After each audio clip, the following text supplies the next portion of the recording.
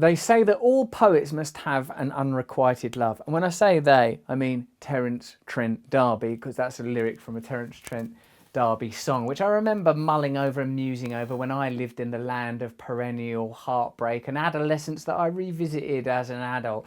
I've always had that tendency to fixate, in my case, on a member of the opposite sex, if indeed words like opposite sex are applicable now, because there are many, many ways of interpreting those ideas. So for me, females, when I was an adolescent, females, when I was in my 20s, 30s, oh, continual obsession, fixation. For me, it was not, whilst I've had problems with lust and objectification in the past, I've also had a kind of problem with a rather romantic and I would say emotionally immature tendency to deify people that I fall in love with. Now, I'm sure that this is a ubiquitous and universal tendency that simply bears the inflection of one's personal preferences, to wit, we make other people sacred in the absence of a true relationship with the sacred. When I think of the emotions I felt, I want you, I need you, you complete me. I'll even think of the more colloquial terms that we use around romantic love, my other half.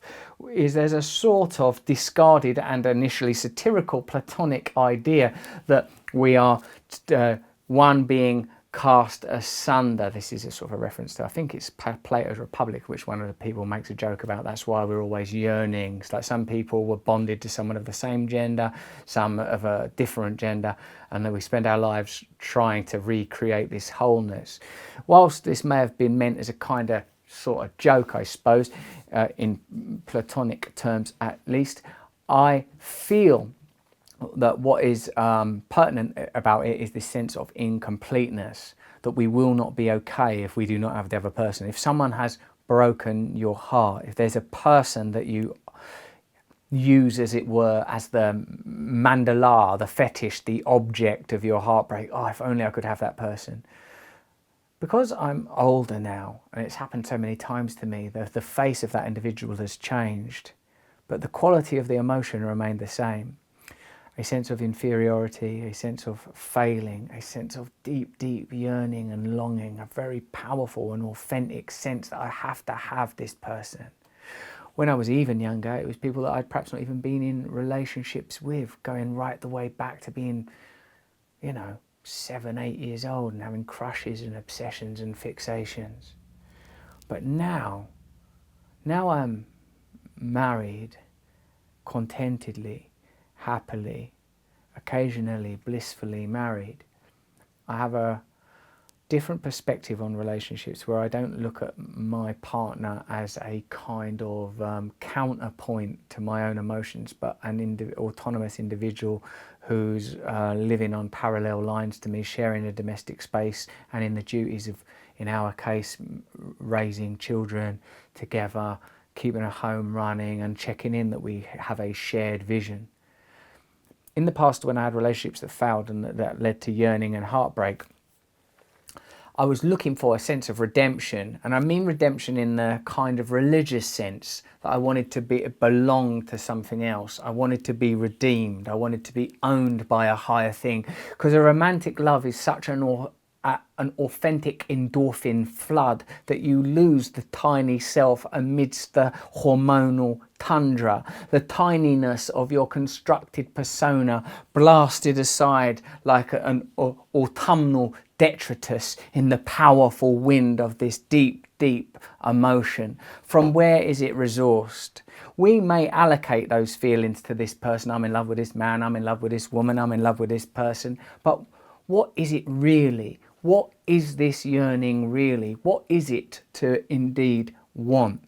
My feeling is it's something that must be resolved within us, that we have to look inside ourselves and say, even though I believe that I should be with that person, that cannot be the case because I am not with that person.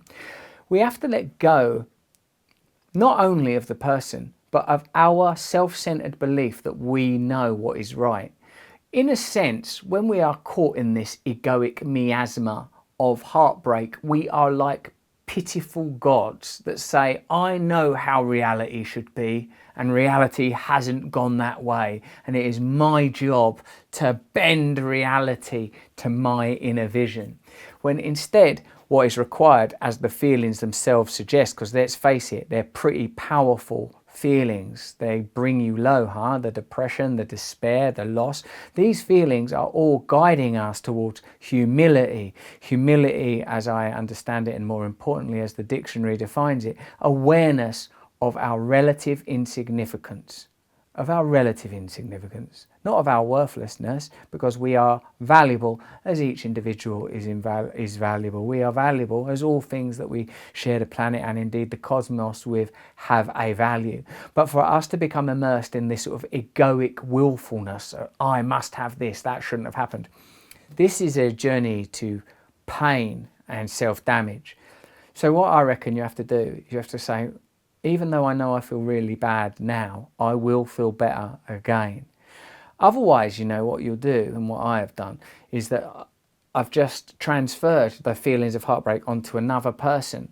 I remember one time when I was having it wasn't that long ago really, when my heart was sort of broken by the end of a relationship. I toughened up a bit because I'd been around the block a few times, so I sort of knew how to sort of shut off. But inside I was in a sort of a great deal of pain, and I would have stayed with that person if I felt like I could have made it work. I remember not long after I was in some rebound situation, and I remember thinking the exact thoughts that I'd felt about the other person. And I thought, oh my God, it's me. It's all in me. How can this person, who couldn't have been more different from the person I'd previously been in love with, be eliciting the exact same problem? They can't be objectively similar. It must be that I am projecting this on them. And then on a deeper psychological level, of course, the same way that there's a limitation to the electromagnetic range of visual phenomena, surely the same is true of emotional and psychic phenomena, i.e. we only know the part of the person that we are able to know. We only witness the part of a person we're able to receive. Now, I believe truly I do in a kind of essential connection, a oneness that can be achieved through love with your children, with your friends, with a partner, with whoever. But often we construct a kind of hologram inside our heads of the other person and then worship this false idol, expect it somehow to fulfill us. So you've got to let go of that. You've got to let that evaporate. All pain is an invitation to burn ego. All pain is an invitation to let go of something. And man, I must have a lot of ego to let go of, because I experience a lot of pain, not only through heartbreak, but through addiction, through yearning, through belief in my own status. All these things all lead to pain, all lead to loss. So if you are not loved by a person that you think should love you, if you're experiencing unrequited love, if you have had your heart broken and you do not know how to move on, you have to recognize that none of the things you are seeking are in the other person, no matter how much you believe that. It's kind of like you have to recognize you're in a matrix, like, God, I know I think that this is the problem and that is the solution. But for now, just for today, I'm willing to admit that I don't know what's right for me, and that this pain is information, and that this pain is trying to guide me.